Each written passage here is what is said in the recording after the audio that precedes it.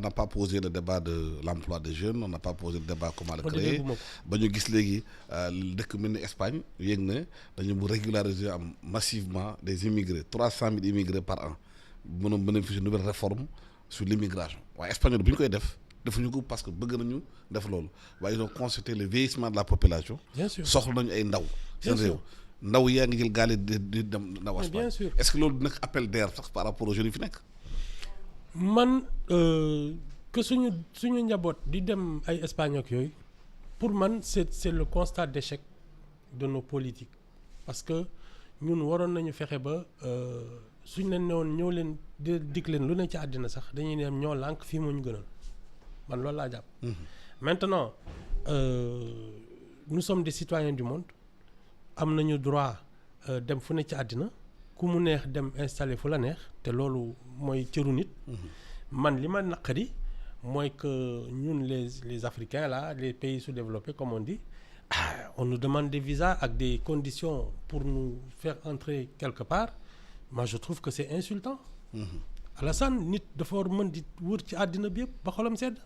Oui, mais Espagne 300 000 personnes bu leen a régulariser pour ñu am ñu une force de travail. En tout cas lenn de mën naa la ko wax semaine bii dafa mel ni daf fi am benn genre déluge ay ndox benn ville en Espagne boo xam ne dafa indi ay problèmes ay inondations yooyu il paraît que nag la réaction des immigrés ñoom ñoo génn raxas dëkk bi moom set il paraît que ça a été perçu de manière très favorable. Oui xam nga mooy comme ñun suñu gars yi xawma ban coupe du monde du Russie la woon les supporters sénégalais Japon la woon bi ñuy raxas kii yeeg yooyu ça c'est des choses yoo xam ne après on te regarde avec respect bon ça peut faire partie des choses qui ont débloqué la situation. Façon pour man nous sommes des citoyens du monde c'est-à-dire tey comme ça rek tu as envie de vivre en Espagne parce que leur culture te plaît ak yooyu mais war nga fa mën dem installer si tu en as les moyens wala foo bëgg rek. pas nekk réfugié économique parce que entre celui qui file en catastrophe parce que dafa ne fii dara baaxu fi ak ki nga xam ne il fait un choix mais vraiment personnel ne man daal culture bii moo ma neex fa laay dem toog. mais le constat qu'on a fait jeunes sénégalais yu bëri ci tool yi li nekk Espagne liggéey ci tool yi xëy na lu ñu bañ def ci réew mi fii ñoom koy nangu def feneen. mais c'est parce que Alassane ñun on nous a vendu un pays désespérant c'est-à-dire fii dañ lay won ne fii yaakaar waru fi am parce que dara baaxu fii. tout est cher tout est médiocre ak yooyu loolu la ñuy wax tout le temps donc soo fi màggee toog xool dëkk bi bon en plus nag quand tu te promènes dans les rues. La saleté, le désordre, la désorganisation que tu n'es pas motivé. Mais si en plus l'image que tu as de ton pays est fortement chargée, négative, mais au premier appel d'air nga dem sa yoon. waaw pour le constat bi def nañ ko ci Dakar sax même booy dem léegi ville yenn ruelles yi ci Dakar boo dem da nga yaakaar nekkoon Dakaru ndax tali nu ñu yàqoo nu ñu défoncé wu mbalit bi partout tu as l'impression d'être dans un grand chaos. bi ngay promené wu. xam nga nord yëpp ay tuyaux yu toj ay Sandaga ndox bi wala ngaan partout. oui mais xam nga rue Mohamed 5. ndox baa ngi ci mbedd mi. personne ne fait rien. non xam nga pour man loolu lan la indi en plus. c'est aussi le signe d'un régime en décadence. man je me souviens année 80 fin 90 diggante 99 98 2000. Il y avait ce sentiment que tout était médiocre. Même, tu sais, policiers dans la rue, tu voyais leurs uniformes étaient un peu effilochés, ça manquait de qui. Et Biwad de Nyoye, tu as remarqué tout de suite que leur tenue était devenue respectable. Pour moi, un régime qui perd de sa vigueur, qui est décadent, tu sais, nous avons des tali des courants coupés, tu te dis, mais attends, ces gens ne travaillent plus. Parce que quand tu travailles sérieusement, le résultat se voit. Donc, je pense que c'était la fin d'un régime. Bon, maintenant, la transition, elle va durer combien de temps? À partir de quand on va se remettre au travail? Et le sentiment de désordre bi ngay gis ci dëkk bi non respect l'indiscipline partout même si feu rouge yi. c'est presque yow da nga ñëw taxaw feu rouge ngir benn Sénégalais ñëw fekk yaa ngi feu rouge klaxonné la à la limite yuuxu la pour la nga taxaw feu rouge. waaw nga grillé ko mais c'est à la limite devenu culturel d'enjamber les règlements de faire ce que tu veux man li may wax fan yi rek mooy xoolal c'est dans quel pays normal tu vois 2 systèmes d'immatriculation yi nekk ay DK yi nekk ay AA ça c'est des trucs yoo xam ne comme ça c'est tant de petits détails hein, mais qui te montrent le laxisme qui règne dans ce pays ça c'est un problème. Mais loolu ce qui veut dire que les gens qui doivent faire le travail c'est ne le font pas defuñ ko non te amul sanction amul dara. C'est ça le laxisme et pour moi c'est un régime décadent qui a et c'est pour cela ça explique aussi pourquoi il est tombé parce que liggéeyul. Mais comment se fait Ibou nit jóge këram war a dem liggéey ñu sas ko liggéey réew mi jox ko liggéey mu war a liggéey ñu koy fay loolu moom inconscience bi nga xamante ne moom liggéey bu faalewu ko du ci def dara boo demee ci bureau tuba teel ndekki bi mooy taxarnaase ndambe yi ci bureau yi ñuy dekk ci di ubbi ay téléphone portable ubbi nekk ci réseaux sociaux yi di wax guddi ak bëccëg soo ñëwee wut kayit sax di lay taxawloo à la limite soofante la yow client bi yow mi xam ne yaay citoyen bi xëy na sa impôt moo leen di fay.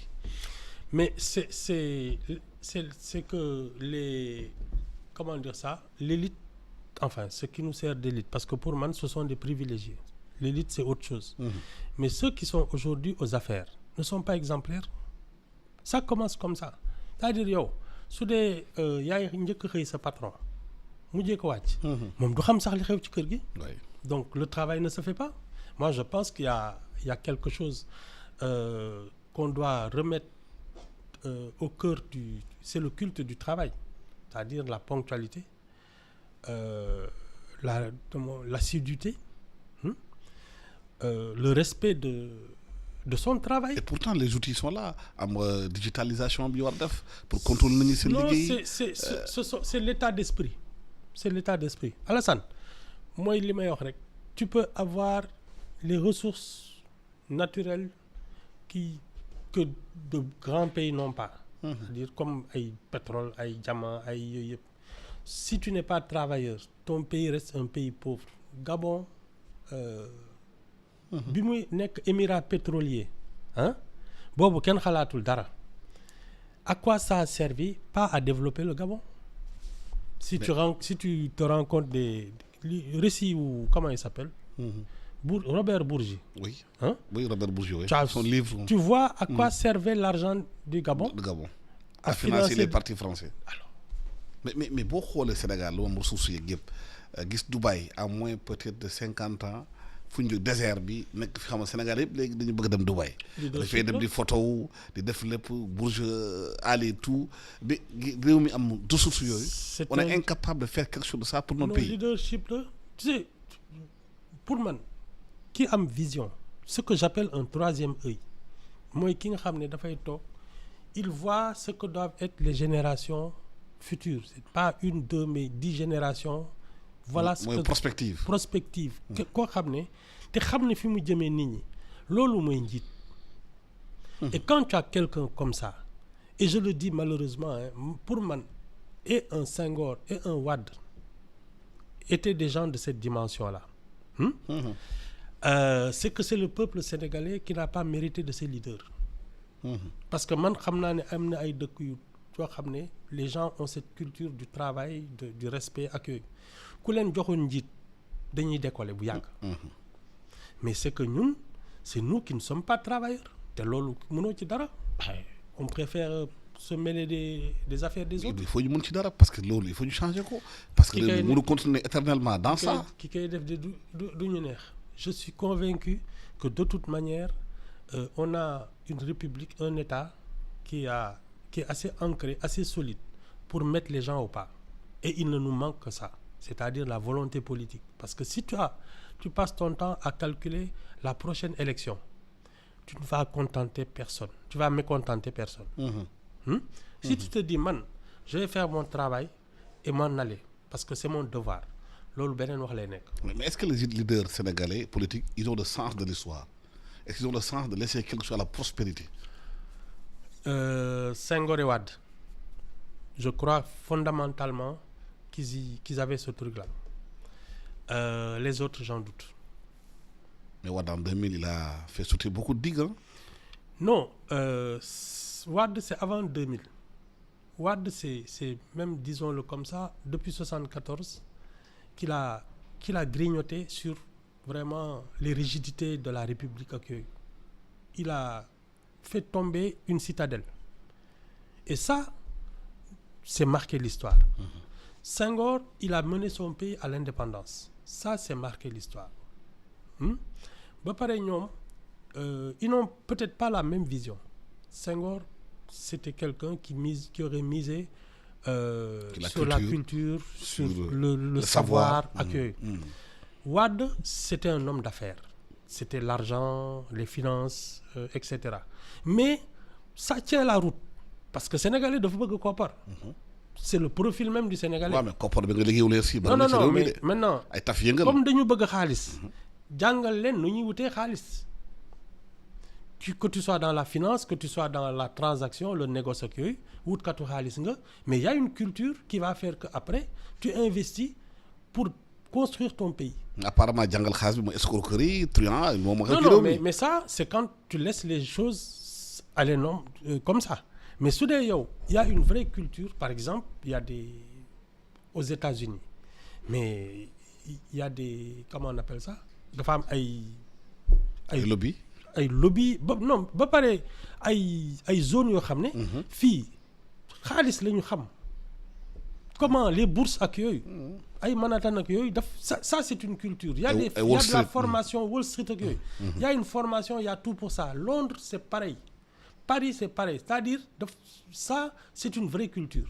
Nous par exemple quand on parle de bourse régionale ak yooyu.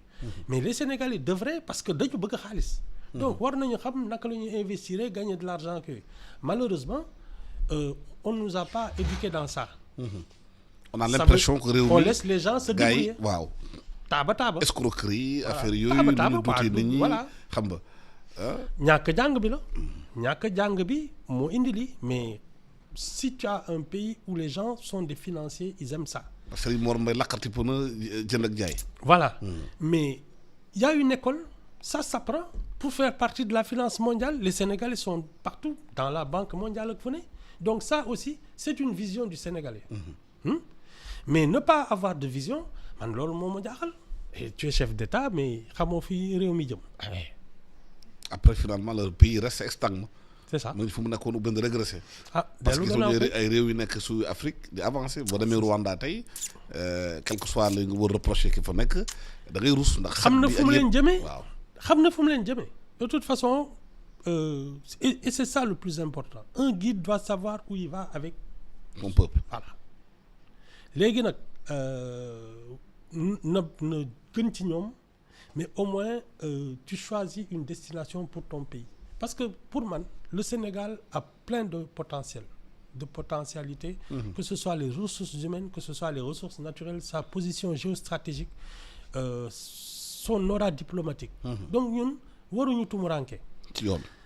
Mais il faut choisir, il faut un bon leader qui prenne les bonnes décisions. te loolu moo ñu dese. Ibou Fall maa lay gërëm di sànq waxtu bu ñu appaloon jeex na. xam naa ba semaine prochaine gërëm naa la di ñaanal semaine prochaine incha allah di ko ñaanal tous les auditeurs de iRadio et de ITV di gërëm tamit équipe technique bi kii di Ousseynou Ndiaye ak Charles Coulibaly ak aussi Dami yéen doog jàmm.